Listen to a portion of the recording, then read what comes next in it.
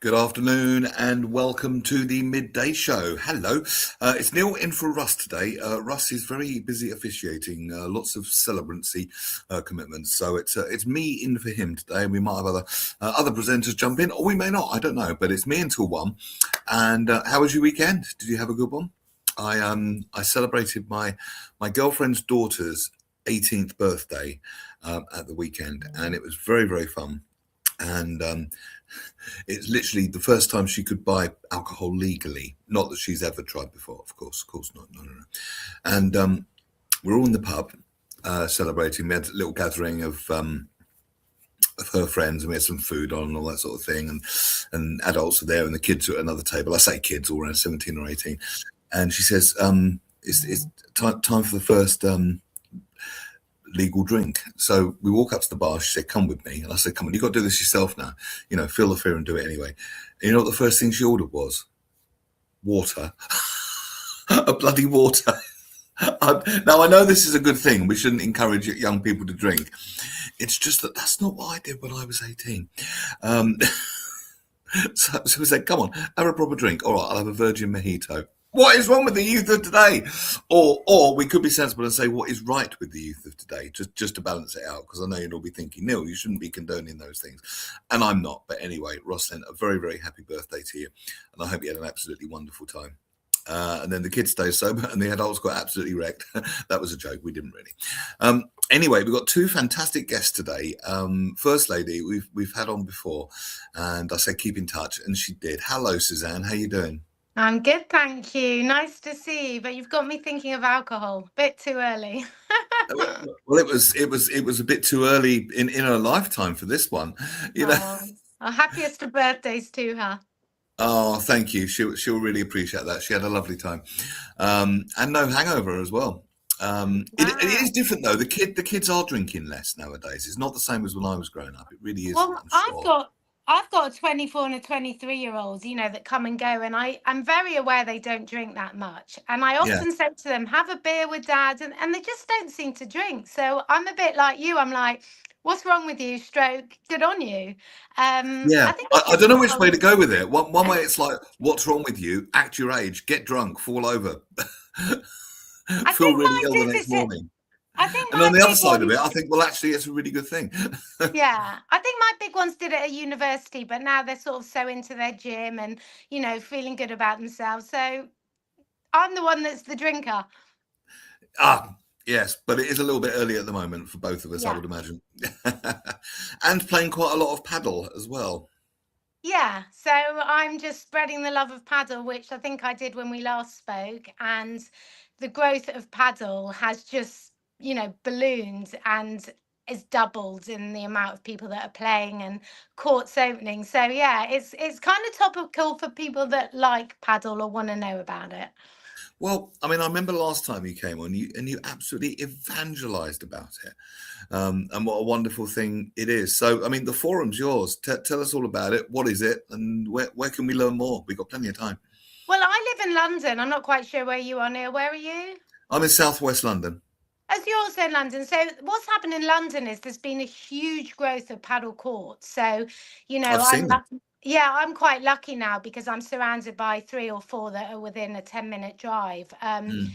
And I think as more courts have opened, I mean, I've got the stats that have doubled in a year. There's now 1,130 courts now. So it's spread out. And in London, it means there's more opportunities to play.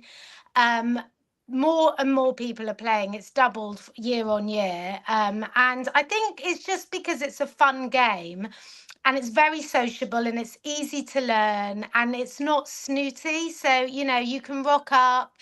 Nobody cares what you look like. Nobody cares, what you dress like. It's very different to tennis. It's sort of, it's just more inclusive and fun. I mean, I win, I'm laughing, I lose, I laugh, and that's the whole thing about paddle. So, what is it exactly? Because it looks a little bit like tennis.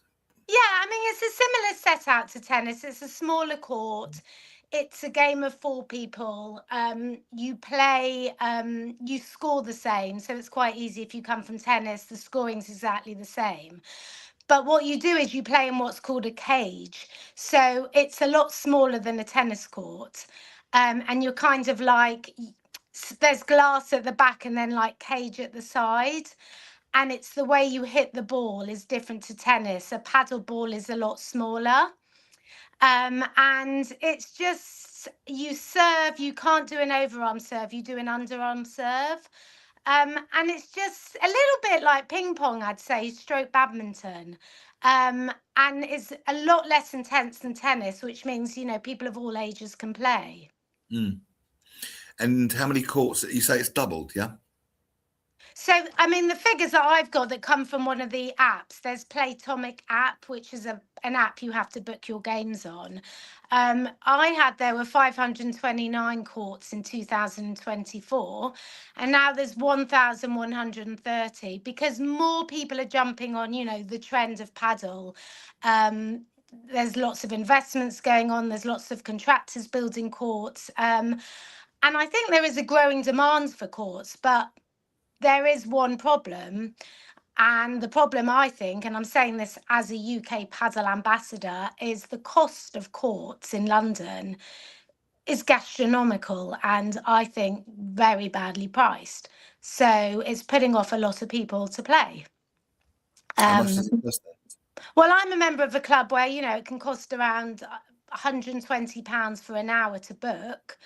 And I'm also now an ambassador of a club, which I'm very proud to be, that is now just £10 an hour per person.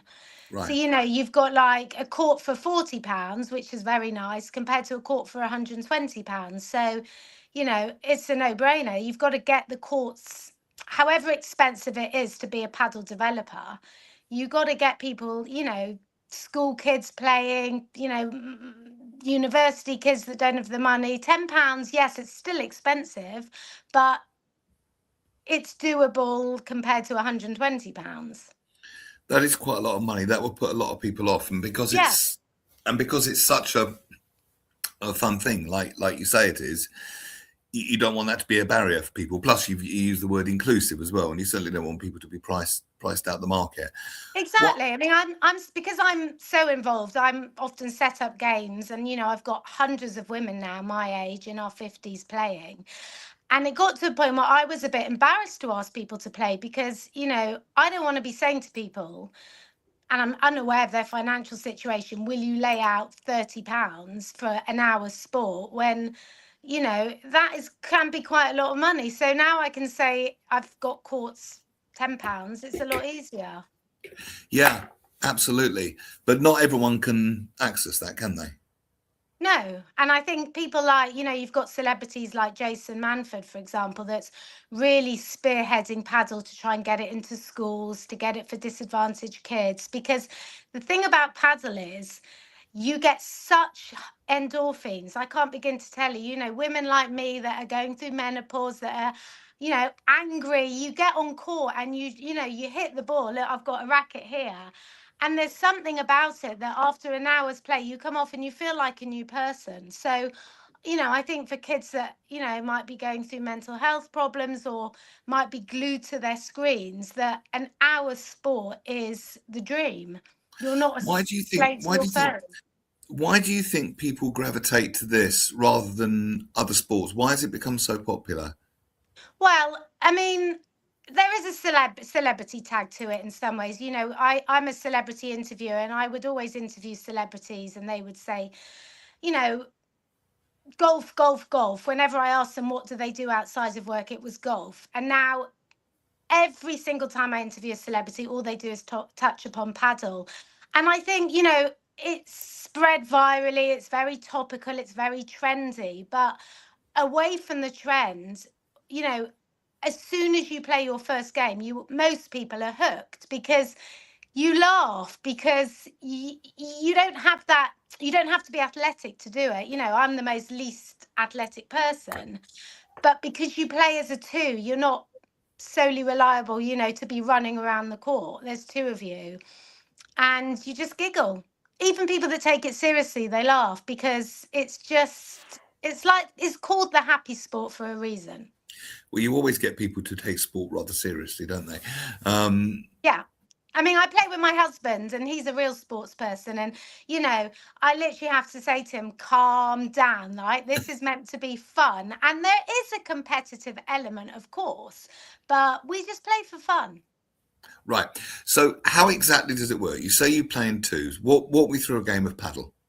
So, for example, you have to, unless if you're new to the sport and you don't have three friends to play with, there's an app called Playtomic, which you download.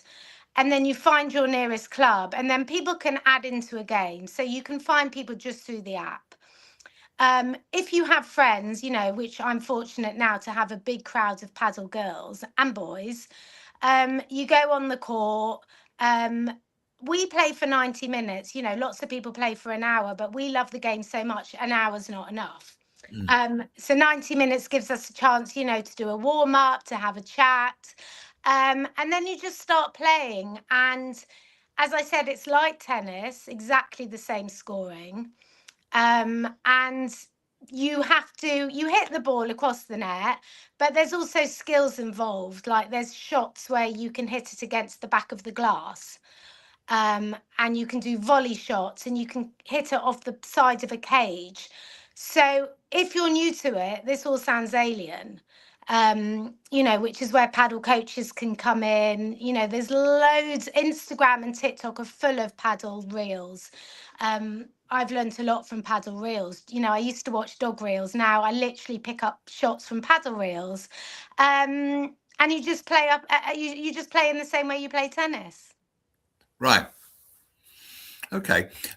Ian in Surbiton. We got a comment from Mark. He says, never tried paddle. Love badminton, but paddle's definitely on the rise. We'll take a look at it. Ian in Yay! Surbiton. Yeah, there's another convert. Ian in Surbiton says, you play to win, no point otherwise. I think he's been a bit competitive on this. Well, do you know what? I like that because a lot of people do play to win. I'm coming from a voice of a 52-year-old woman that's just playing for fun, and it's so good for our bones. I really feel like it's made me so strong. And I never ever liked exercise before. Now that's interesting. There was no form of exercise that you liked. Well, I'm a fitness editor as well, so I'm one of the lucky ones that have tried everything from, I was the first to get the Peloton at home. I was the first to do Couch to 5K when it launched. I've got every exercise equipment under the sun, and I just did not like anything. I've got, four sporty boys that their whole life has been devoted to playing football. Going to Spurs, and I was always the one that just had no interest in sport. Nothing made me joyful to do sport until paddle. Wow. And I remember you saying this last time, and I've always remembered the interview that we did. It was just like, Because I kept smiling, probably because I was talking about paddle. I know, but it was just your enthusiasm. I can feel it bursting out the screen here, literally, as you talk to me. Ian in Surbiton, he says, 71-year-old man. He never plays for fun. No point wasting energy. Otherwise, he's our resident comedian as well. But also the fact he's 71 just shows, I play with 80-year-old women at my club. We like, it doesn't matter what age you are. I played with the #1 wheelchair champion. It is literally, it's a game for all. And literally open to everyone. Open to everyone, and there's a new club I've just become an ambassador of as well. It's called Racketeer. I think it's the biggest club that's just opened in Europe. That's based near King's Cross. So, what does it mean being an ambassador of it? What do you do in your ambassadorial role? Well, I suppose, apart from coming here and talk about it. Well, I suppose people, as a journalist, I suppose, I've got a good reputation as being authentic, honest. I've always had a good reputation as a job, fortunately. And I think people trust me because, for 20 years, I've written articles on everything. And people trust me, in a world when nobody trusts the media anymore. Yeah. I've kept to my reputation. I've never misquoted anyone. And I think that really helps me as a foundation. So when brands come to me and say, will I be their ambassador?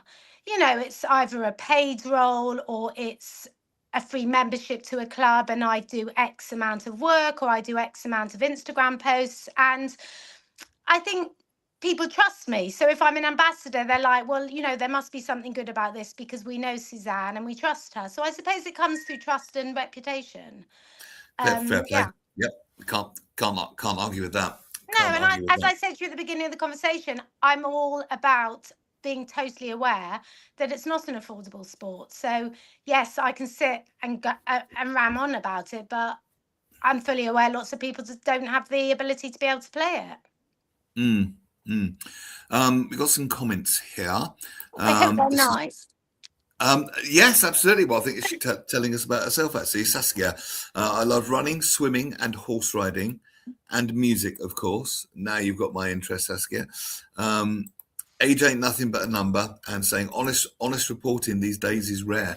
Yeah, it is. I mean, it's lovely to have a good reputation, but that's obviously massively beneficial for you because people will take seriously what you say. Of Yeah, course, rather than the media is horrific. I mean, there's so many publications now I turn down when they ask me to write, and the money's horrendous in journalism. So actually, what Paddle has done for me is I've kind of got now this side gig where I host paddle events. I do loads for charity. It's a really good way of raising money, paddle charity tournaments. yeah. I did one for a charity called Grief Encounter recently with John Terry. So we had a big celebrity tournament with Joe Wicks came down to do a warm up, and we raised Joe 55. Wicks, of course, of Of course. course, but he was brilliant. We had £55,000 raised just from like a paddle tournament, and it was amazing. So I think now what's happening is, whereas people used to do golf days and golf tournaments, businesses are now, corporate charity PR. I'm hosting paddle events for them, so I'm earning money as a side gig that actually is probably a better income than journalism. So that's why I'm Very smiling nice. as well. Do you think the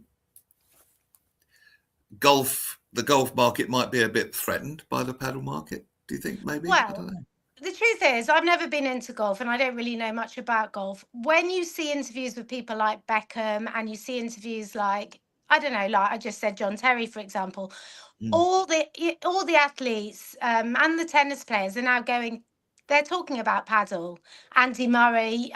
So, as a journalist, I'm not seeing so much golf these days. So, yeah, golf probably is being threatened by paddle.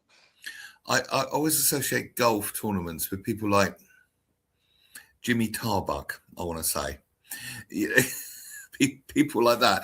Bruce Forsyth, those sort of, That those sort, generation. yeah, that literally that generation. Of course, Bruce is no longer with us. Jimmy is, though. He lives just down the road from me, actually, Jimmy Tarbuck, or he used to. So I hosted an event in Surbiton last year. I hosted a 3-day event. I think there's a Surbiton. I think it's called the Tennis Club. So we did a paddle day there. I think one of your viewers is from Surbiton. So yeah, so I've hosted at Surbiton, and this year already got 5 events, but I'm hosting for 5 charity events. So it's going to be an amazing way to raise money. So what other charities do you... I'll just do Ian's comment. As a retired golf greenkeeper, I didn't know that about you, Ian. I can tell you that golf is not threatened by paddle. Well, there we go. Good. There we go. Because who wants, great. That's good. I'm sure there's room for all of it. I'm sure there is. Tim Hammond used to again- live not far from me, says Saskia. Surbiton Tennis and Racket Club, was Yes, it there? that's where I hosted a 3-day event there, yeah. Did you? I've done stand-up comedy there. I'm sure, haven't I? Yeah. Yeah, it's also a comedy venue. Yeah, it's as an really aside. nice there. It was, and we Oh, did it it in is. the summer, and it was just the most beautiful, beautiful day. 3 days in the sun there. Beautiful. So what other kind of charities do you raise money for? What's important to you? Any charity that comes to me, and so many charities are coming to me. I mean, for disadvantaged children, I'm very, very into talking about mental health as well, because I've suffered, as I said, I'm very open and authentic, and I've suffered a lot with panic disorder and anxiety attacks. And what's helped me is paddles help me, because the thing was probably all sport, but for paddle, I'm in the moment. I'm not overthinking. My brain's not dripping. And I think being able to focus on one thing has really helped my own mental health. We do. I mean, this is an absolute forum to talk about this. I talk openly Yeah. about mental health on here, including my own struggles from time to time. So we Yeah. absolute forum for openness, and So thank you what? for saying that. Oh But I no, my mean, God, we know I'm after you. Sorry. no, I'm sorry you've had mental health, but I actually think it's so important to talk about it because, um, especially with young kids. So when you said to me what charities, when the mental health charities come to me, I veto my fee because it gives me so much pleasure to be able to help people that are struggling, because that's just, Mm, you're human, and I know what it's like to struggle mm. because I've struggled, and it's not an easy world we're living in at the minute. And I think, combining a mental health charity with sport and raising money is just a wonderful partnership. Well, it ticks every box, doesn't it? It Yeah, it certainly. ticks every box, and I feel I can talk from experience as well, because you know panic disorder and anxiety is so common. And Close cousins with depression, I understand. yes, close cousins with depression, similar medication, very difficult to pinpoint exactly how to treat it. And Hmm. Well, we know I physical exercise helps, don't we? yeah, It really it does does. I mean, help. Yeah. I've heard of doctors prescribing physical exercise over antidepressant pills from time to time. Yeah. Um, And I it's have easy heard that. to talk about endorphins, but at the end of the day, you've got to be well enough to be able to get out of bed, get dressed, and actually, people.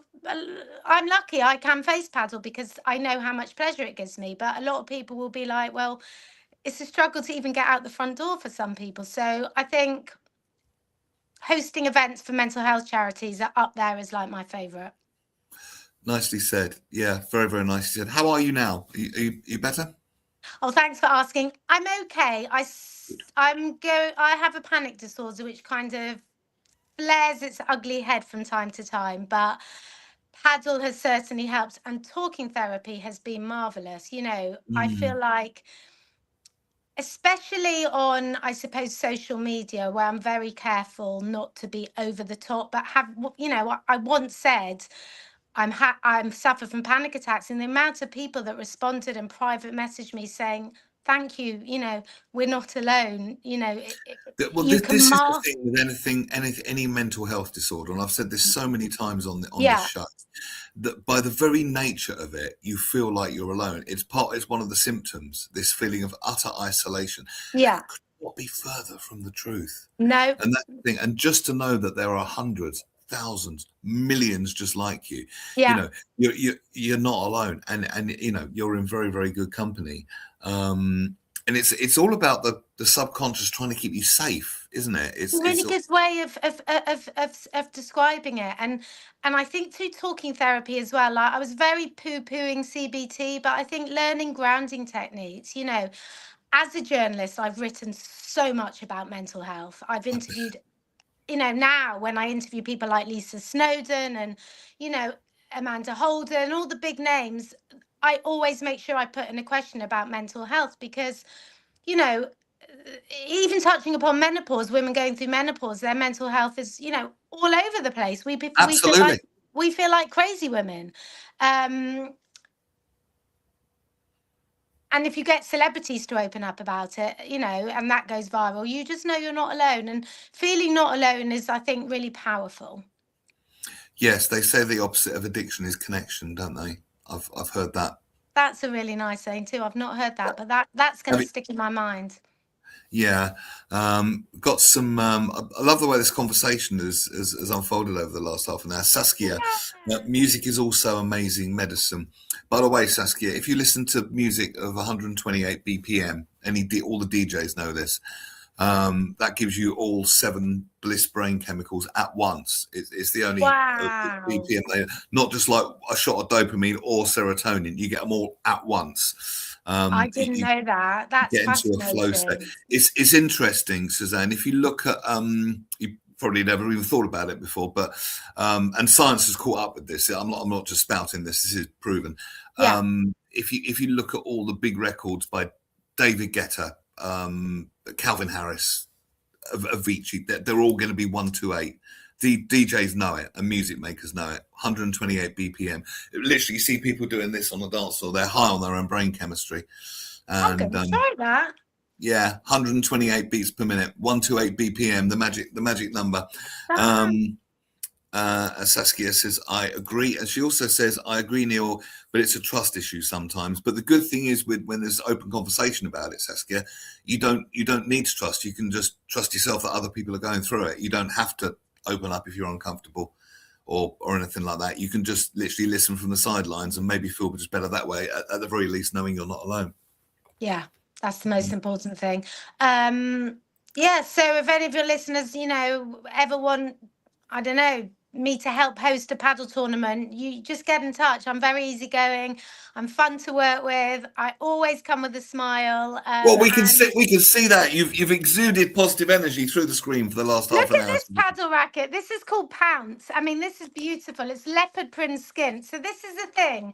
Leopard print as well. My goodness me, we really are pushing things now. There's so many brands. This is the thing with paddle. Okay.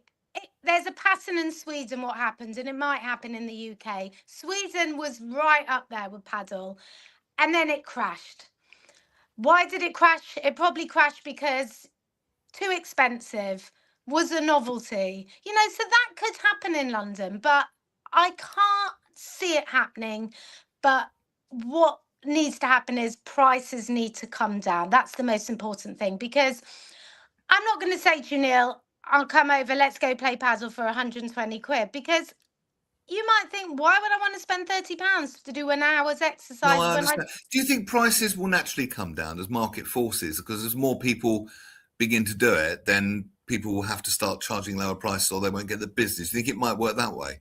Maybe. I also think there's the LTA, the London Tennis Association, that now have a paddle arm. So I think they're very involved in trying to, make it universal. Yeah. Saskia's loving your leopard print. Very Mel B style, apparently. Come on, let's have another look. look. Isn't it? Do you know, now she said that, I could see Mel B holding that. She's right. It is very Mel B. And yeah, there's a lot of skills in terms of like what racket you play with, what ball you play with. But if you're like me, you just go along, and it really doesn't matter. Honestly, it's just so much fun. But that's the most important thing, doing it for fun, good energy, endorphins, and all that sort of stuff. And it's very hard to have a panic attack or feel bad when you're filled with endorphins. Very, very difficult. Yeah, absolutely right. And I feel like I also work on breaking news, so I'm used to always being on, like on news alerts or news feeds. So I know when I play paddle, I turn my phone off. I'm off my laptop. Nobody can get hold of me for 2 hours, and it's me time, which is really important as well. Yeah, I think there's so many people frazzled to the bone because they don't have any me time. Yeah, exactly. So I'm the biggest proponent of downtime that you'll ever meet. It's been lovely talking to you again, Suzanne. Thank you so much for having me on. And I'm really sorry if I've bored anyone with paddle that it really doesn't have any interest in it, because I'm aware I'm probably a paddle bore. A paddle bore. Do you think that word would be one of the new words in the Oxford English Dictionary next year? It won't. I hope hopefully not. Just paddle. That will definitely be in there. But it's been lovely talking to you, and I love your enthusiasm about it. And thanks for being so open as well, because we do talk about mental health a lot on this show, and it's great that you can it's such a pleasure. Well, you can't, you can't people can't pretend everything's fine when it's not, because that's not real world. No, of course not. Well, all the very best.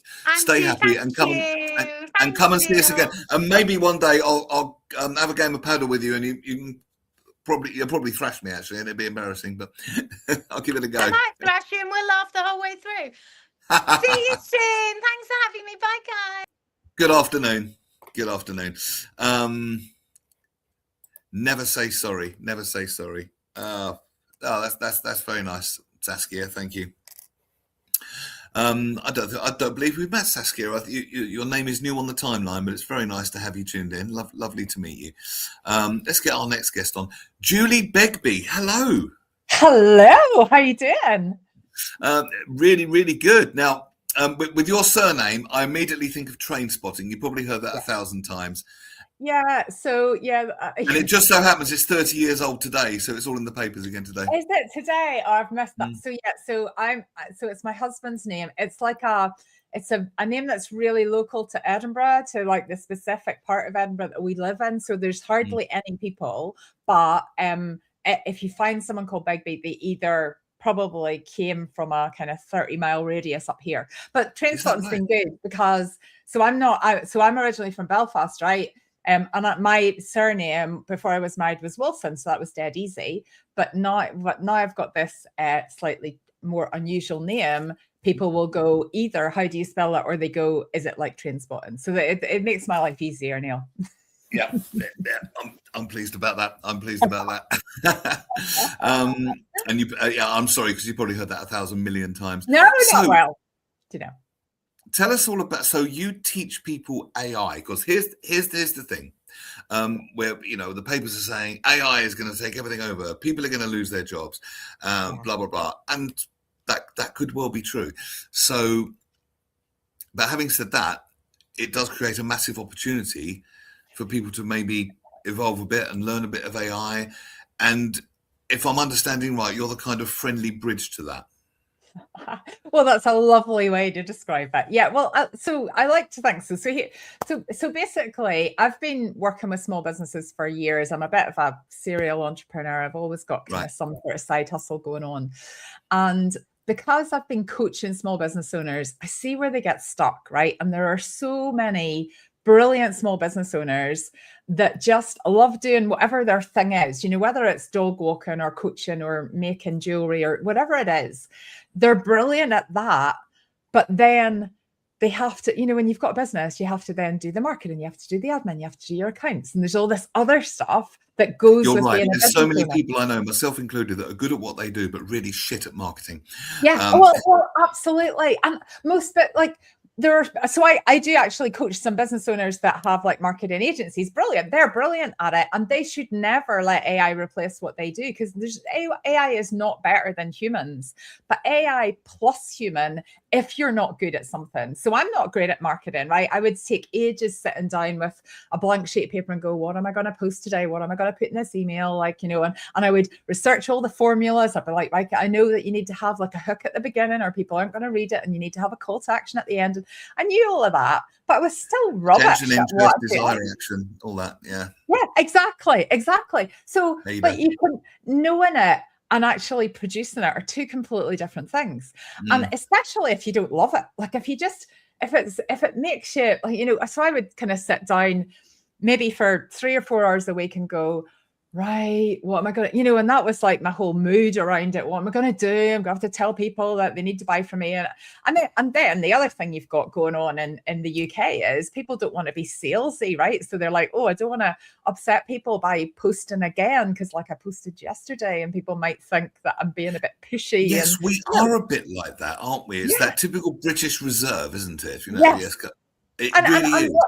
And what's interesting, Neil, is it's because like you're the brand, right? You're the brand for you. I'm the brand for most small businesses. They're the brand. Because if you're going to hide behind a brand, people might as well just buy from Amazon or Aldi or whatever. Like if there's no connection, but people tend to support small businesses because they have a connection with the person. They like the story, they like the ethics, they like the ethos, whatever it is.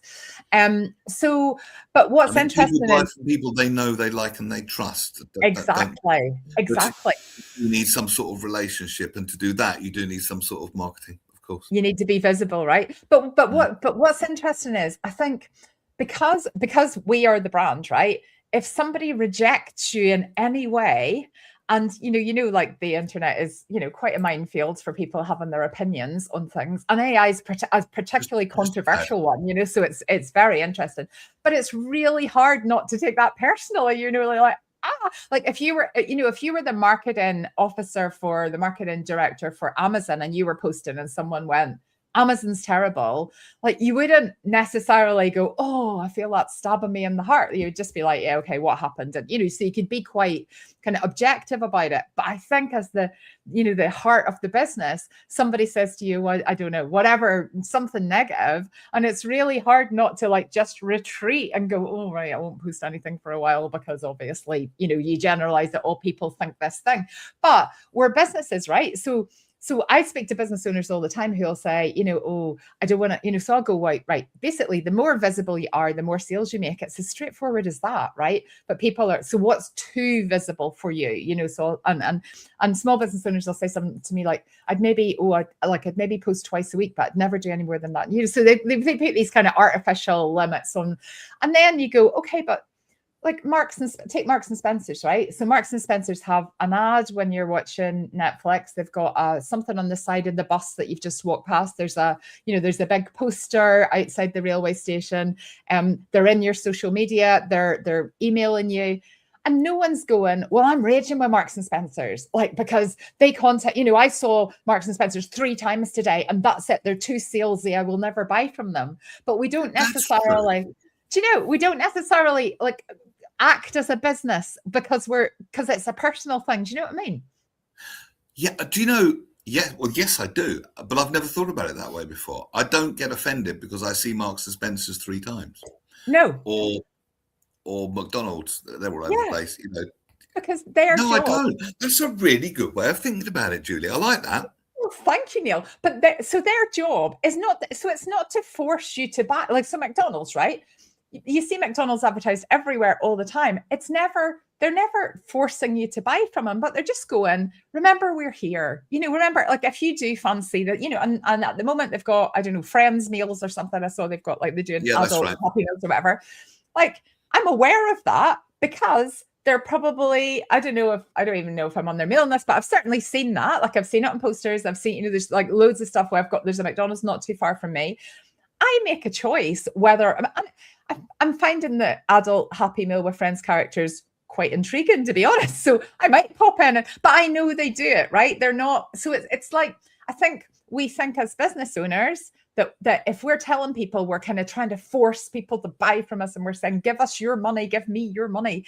And it's not that at all. We're just going, remember, like, if you need the thing, if you need me, if there's anything, if there's a way I can help you, just like, remember, keep me top of mind. So it's more in the back of your mind rather than in your face, shall we say? Well, exactly. But also, Neil, you want to be the person that when you're not in the room, someone goes, here's this thing I need. And somebody goes, well, you need to speak to Neil. Like, people need to be so clear on what it is you do that then it's just easy. Then people just come to you and go, actually, somebody up the road said that you were the person that I need to speak to for this Stop thing. me and buy one. Yeah. Yeah, exactly. So where does AI fit into all of this? Yeah. So basically where AI fits into all of this for me is that I just go through all the things I need to do in my business and I go, what do I not love doing? So I just make a list, right? So I've always been about happiness, right? There's a bit of a story here, but when I grew up, I had a fabulous childhood, but my mum suffered from really severe clinical depression for like all my life. And but it just is what right? It was just normal to me. But I remember kind of mid-teens going, okay, I'm now a bit worried that this is hereditary. Like, is my future mapped out here? And I remember the day that I just went, but I need to work out how to not make it. Like, even if there is some sort of genetic thing going on here, I need to work out how to have a happy life.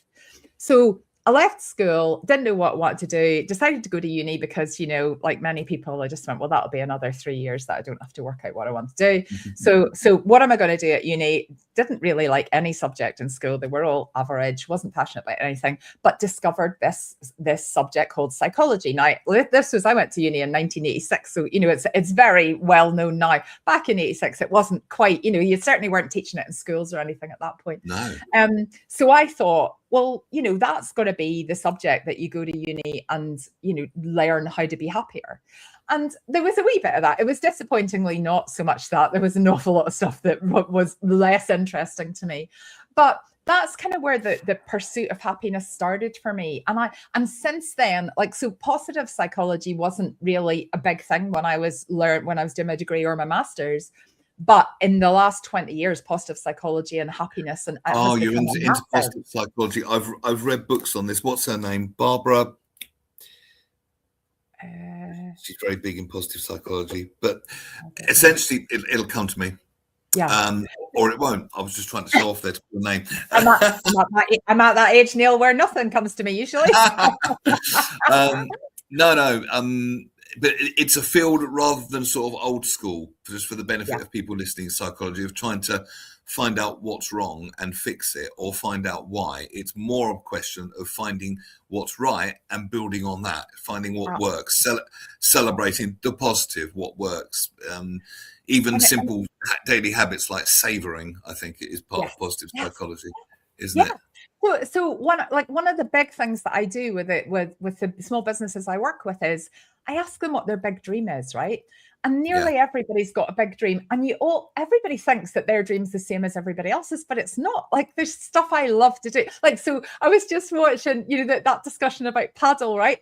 And I've never tried paddle, but I'm like, listening to the conversation you were having there, I'm going, well, I feel I should try that now, because the enthusiasm, like, that feels like something that would bring extra joy. No, she radiates it out the screen, as you. It's been a very, very enthusiastic show today. Barbara Fredrickson, by the way. Barbara Fredrickson. Okay, but the things that light people up are all different, right? Yes. And I think really getting clear on what's your dream life, right? If you could, so I've got a wee magic wand here, and I rock it out in nearly all of my meetings that I have with my clients. And I go, right, here's the magic wand. If we could just go, right, marketing sorted, sales are sorted, you can have whatever business you want, you can have whatever life you want, what would it be? And it's always like wildly different, no matter what people, it's fascinating, because I think surely everybody's going to go, I want to be a multimillionaire and whatever, but most people don't want that. Like, it's really interesting. Anyway, whatever that dream is, whatever that thing that you love to do, you should just do more of it, right? No bucket lists, no wait till you retire, no like at one point in the future I'm going to do that. It's like, let's create that life now. So let's set up. And we now have a very good tool to speed an awful lot of it up called AI. Right, now I got you. Now I got it. Exactly. Now so let's create this kind of roadmap to get there, and look at what can AI handle for you, because so success is inevitable, right? If you set the sat nav and you go, this is where I want to go, this is the place that I'm heading towards, and I'm going to do something every day to get there, right? What we can't probably control as much as when you'll get to that successful destination. But if you continue to do the things that are going to get you there, then you get there, right? It's just that it is, life is as straightforward as that. But most people don't know the things to do every day to get to where they want to be. And but that plus AI being able to speed up some of that, because you might go, well, some of those things I need to do, I don't totally love. Like, well, okay. So for example, for marketing, right? If you want your business to be more successful, it has to be more visible. If you could do so I've got an online membership. I teach people how to do a month's worth of marketing in an hour with AI, but that sounds like you and that is scientifically backed. So it's not just random posts. It's around, the concepts of marketing and encouraging conversations and all of that. But if you can throw out a table that can be copied and pasted and scheduled for March in an hour, all of a sudden the visibility piece is covered. And it's still an hour's work, but that's nothing like the amount of hours that I used to spend before doing that. And then it just gives you that space to be able to do the parts of your business that you love. And that's the bit that AI will never replace, because those talents, I think you can be 100, not 100 times, but you can be loads more productive with AI, but you still need the person. Healthiest explanations of AI I've ever heard. It's brilliant, because it just makes sense. It's saying it won't replace you. It's just going to help you. It would take a lot of the fear out of it, wouldn't it? Well, let me give you an example. So the media doesn't help this, so there's a lot of AI is going to ruin the environment. AI is going to take all your jobs. There's no jobs for young, you see all these headlines swirling around. So I understand why people are naturally worried. We're in a big period of societal change, right? It's the same. Well, not the same as, it's probably bigger than, but when computers were, I'm old enough to go when computers were invented, when mobile phones were invented, when the internet was invented. Initially, there's skepticism, right? There's people going, I will never do that. I will always go to the library. I will never look up anything on a device. But you'll always get people saying that. I mean, people said guitar music was dead to the Beatles. Yes, exactly. When Microsoft Office came out with Excel, people went, that's it. We'll never need accountants again. We do need accountants. We just need accountants that use Excel so they're quicker, instead of accountants with a pen and a book. So you still need that. The AI edge is to bring your human talents and knowledge, and this sits beautifully within how you describe positive psychology there. But the things that you're really brilliant at, if you can bring those into AI and just speed up. So I've got a friend who has manages a team, and in her team are 2 actuaries. And an actuarial role is paid at a very high salary because they're very, very good at what they do. There's, it needs a particular type of brain and a lot of training. And what she was telling me was, where they were working out actuarial calculations for pensions, for example, something that might have taken them 8 to 10 days in the past, they can now do with AI in about 20 minutes. Amazing. But AI can't do that in 20 minutes without them, because you need to know, you need to have the brain to go, what am I asking it? How am I going to sense check it at the end? Do you know how? So yes, you have to have the right prompts, don't you? And AI is very trainable. And I know what you mean. You touched on it earlier. You said making it sound like you. But if you've got your own AI, I'm thinking of those Tamagotchi, like your own little virtual pet. But if you've got your own AI bot, mine, I'll even give mine a name, Marissa, and it's like, a female name, of course, as I would. But and it's like Marissa knows me. Yeah. And she will build elements of what she knows about me into the conversation. Like she mentioned comedy clubs, and she knows I do comedy clubs. Yeah. I'm like, okay, it really is like you know me, and it's really like clever. I think AI is like, first of all, it's your biggest cheerleader. You have to actually tell it if you want it to be, in any way critical. And I'm a fan of a cheerleader, so I'm okay with it bigging me up. But I think it's like if someone gave you an assistant, if the government suddenly came out with a scheme and went, right, every small business owner, I'm just going to drop one person. So an employment scheme, you're going to drop somebody, they're going to sit on the other side of the desk from you, and they can do whatever you want them to do. Like, they're not much use unless you train them. They're not much use unless you tell them what it is. And AI is the same. And I think a lot of people are kind of playing with AI and going, write me a social media post about this, but with no context and without understanding you and your personality and your business. So I teach people to create basically a Word document. I call it an AI super sheet, right? But it's just a document. And on that, you have like all the details of your business. You have your brand voice, and you teach AI your brand voice by talking to it. Instead of, if you want to sound natural when AI, through AI, you don't, like, I type much more formally than I talk. So you just press that microphone button, and AI will go, right, tell me a bit about your business. And you just speak like this, with your colloquialisms and whatever. And then AI learns the sort of phrases that you use, how you speak, what your kind of enthusiasm is like, etc. So when it knows your business details, when it knows your brand voice, and then when you also teach it, who's your ideal customer? Like, who is it that you want to be watching the Midday show? Who is it? Who are those people that are out there that are the perfect people that you want to bring into your audience? And then what are they looking for? Like, what are their pain points? What do they love? Like, when AI understands all of that, and you can just stick that in a document and you can upload it every time you start a new chat, then the results that you get out the other side not only sound like you, but actually can then weave through all that clever marketing that it's very easy to find, but much more difficult to apply. All of that can be applied in the output. What's that phrase? GIGO? Is it garbage in, garbage out? But it works in the other way. But, or gold in, gold out. But you have to, like the Tamagotchi, you have to feed it, and you have to train it. Dave Asleet, meet Judy, Judy meet Dave. Now, Dave is a fascinating man. He's got It looks like a handheld gadget, and I've had a go on it, and it puts your brain in alpha wave state. Oh, It's fabulous. quite extraordinary. We've done whole shows on it where I've been absolutely evangelizing about it. It's just amazing. So it just gives you a context for this comment, Julie. Greetings, one and all. It's great to hear. In the psychological hive, this is part of effective planning, using points of focus rather than setting future goals. The most successful people have been doing this forever. AI is a tool. The successful will adapt to use it as required. And that's touched on what you've said, obviously, as well, because you're not saying set big, massive goals in the future and be happy in the future when those goals are accomplished. You're saying, no, focus in what you're good at. Let the AI do the donkey work that you don't want to do. You focus on what you're good at. And that's just a string of happy moments, which can only lead to a happy ending.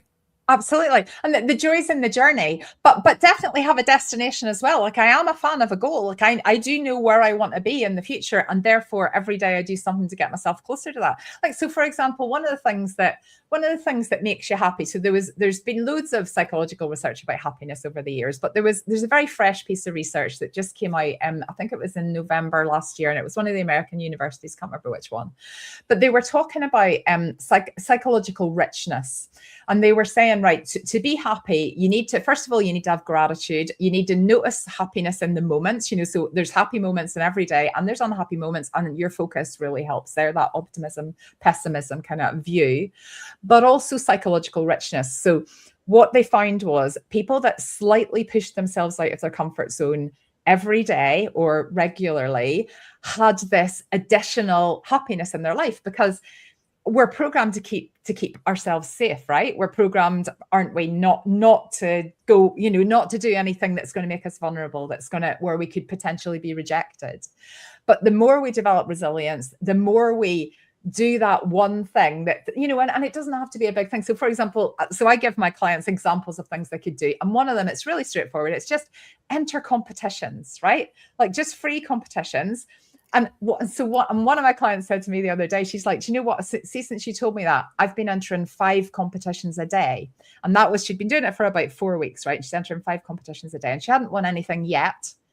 But it's completely obvious to me that at some point this year, if she continues to take those daily actions, she's going to win something, right? Who else is entering 5 competitions a day? Not many people. Therefore, so therefore, she's going to, I know at some point she's going to come back to me and go, I've won this, whatever it is. And it's just, but most people are like, I think most people, life happens to them. Like you get to the end of the year and people do that review of the year and they go, how was 2025 for you? And you're like, this, and this happened. But I think a lot of people see that kind of external locus of control, that whole, I just went through. No, you've reversed it. You're at cause here rather than being at effect. Are you creating your life? Or are you a victim of life? Exactly. You can't have both, can you? It's either or. And I don't think people. But what I like about your approach is it's doable. Yeah, well, exactly. And it just like really tiny things, but really tiny things add up, don't they? Do you know, if you do one, so years and this all came from years and years ago. So I've been in learning and development for a long time. I used to work in corporate as a training consultant. And I remember I was talking about setting goals, right? Long before AI and probably long before the positive psychology stuff, like many, many years ago. And I was getting people to write down goals on Post-it notes. And we were talking about that really famous bit of research from Harvard in the 60s that showed that when people were doing this MBA in Harvard, the ones that had written down their goals were like 97% more successful than the others combined. And, so it's a really interesting, like just being, so it was about if you wrote them down, if you had them in your head, or if you hadn't thought about goals. And it's I think I remember reading something similar, actually, just jump in for a second. And people that handwrote their goals had you're familiar with this, of course, had a great chance than people that used a keyboard, because handwriting, it uses a lot more neural pathways and forces you to focus an awful lot more. Absolutely. They did a study of the difference between millionaires and billionaires. And do you know what the difference was? The billionaires had handwritten goals. The millionaires didn't. Oh my God. Right. Well, I have got Post-it notes right here. And after this, I am writing my goals, Neil. I was meant to hear that today. There's a book But called The Answer by Alan and Barbara Pease. Are you familiar with them? They did all the books on body I'm language. familiar with their body language stuff. I haven't seen Yeah, the Answer. answer is a bit more evolved, if you like. Okay. But that's where I nicked that from. That's where or quoted, Okay. I should say. But Well, it's I worth love it. reading. Anyway, you were saying. Well, I was just so the point is just that I think most people don't really have goals, and where they do, like sometimes it's you work in corporate and a goal is forced upon you in your appraisal. And you're like, right, okay, the goal, and it's aligned with whatever the company mission and vision Well, is. that's not your goal. That may not speak to you. Yeah, personally. exactly. But there are some organizations I've worked with actually where they in that corporate process, appraisal process will go, but what's your personal goal? Particularly with younger people, so there's really nurturing companies that will go, well, what about, have you thought about maybe sitting your driving test and, things that would actually help them. So there's some lovely practices going on in some companies, but generally, I just don't find that I know a lot of people that have really clear goals and take steps to get there. And even if they understand it in the corporate world, and they understand that that's what they get appraised on and that's what their pay rises are on and whatever, they don't necessarily take it and apply it to their lives. And then, at the end of your life, when we look at those end of life conversations, people are always talking about their health, their family, their connections, spending time doing the stuff they loved. And it's like, is that what you're spending your days doing now? Because if you're spending an awful lot of time, I use that as a reason to not really do a lot of cleaning, Neil, because no one is on their deathbed going, I wish I'd cleaned the house more. It's I not. like you. Well, it's just not important. And why should, maybe it's because I'm older now and it's clearer, and this probably wasn't as clear when I was in my 20s, but I'm really clear now on what's important. And I'm also at an age where I'm going to a lot of funerals, right? Which is a bit blah. But yeah, and I haven't been to a wedding for years. It's very depressing. But for funerals, you always, when people ask you at the other side, how was the funeral? It's always about the eulogy, right? And I think you go to some funerals and the eulogy is perfect because that person was really clear on their goal and the impact they wanted to have in the world when they were alive. But for most funerals, the family are scrappling about going, oh, and then, she did this. And, and it's just not. Whereas when you have that really clear, this is the impact I want to have in the world, then that's what your eulogy is. It's kinder on your family because they know what to say. But it means that you've lived for a reason, right?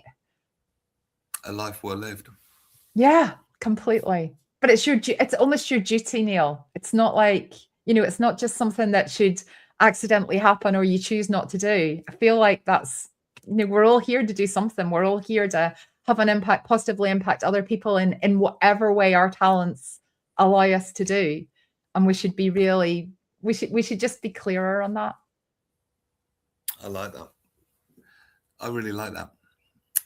Wow. You've left me speechless. That really happens. We've actually, it's been the show. We've done lots of wonderful tangents on the whole show today. We've talked about all sorts of things. All sorts of wonderful things have come up, including, and what a lovely way to finish, the legacy we leave in the world. And it's lovely to see someone so enthusiastic and clear on it as well. Because you're right, people aren't. And a eulogy is meant to be joyful. It's the same root as the word euphoria, isn't it? Absolutely. Yeah. And it, it can be if you've lived that full and meaningful life. If people would like to get in touch with you, where can they do that? Yeah, so website juliebegbie.com, and my main social media is Facebook. Come and find me. There's only one Julie Begbie. That's the joy of having an unusual surname. There's only one Julie Begbie on Facebook. Come and follow me or connect with me, friend request me. Love hanging out with people there. Neil, thank you so much for having me. I really appreciate it. Well, thank you for being on. And what I'll do, I'll send you over this footage later if you'd like to use it for any shameless marketing purposes, or just keep it as a memento, or delete it out of your inbox forever. Up to you. But I would love it. And all we would be doing, Neil, is reminding people that we're here. We wouldn't be forcing them to buy, but we would just be being a little bit more visible, right? Right. Thank you. Julie Begbie. What a great conversation. Take care. Take care. Thank you. Good afternoon. That was a blimmin' great show, wasn't it? I really enjoyed that. Two absolutely fantastic guests. And You can't get enough of me. We're talking to Tana Hassan on Wednesday. Going to be going having a deep dive into the world of Tana Hassan and what he's all about. He's well, I won't spoil it for you, but it's going to be a good guest. Wednesday, we'll see you then for that. And of course, Russ and the gang back on Friday. They will see you then. Jonathan Baz, Chantal Ricards, and Phil Dave, King of the Cravat. And I'll see you Wednesday. But for now, that's been Monday's Midday Show. Thank you ever so much for watching. One more last comment come in. Oh, it was the 100th birthday of Kenneth Williams yesterday. Did you know that? BBC 4, I was talking to my producer. BBC 4, thank you, Julie, had a whole day of programs to this great man. Did you ever meet him, Neil? No, I didn't.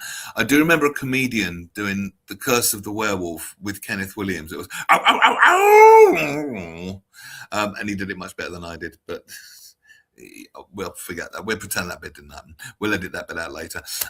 It's been a lot of fun. Thank you very much indeed. Good afternoon, and I'll see you Wednesday. Take care. Bye-bye.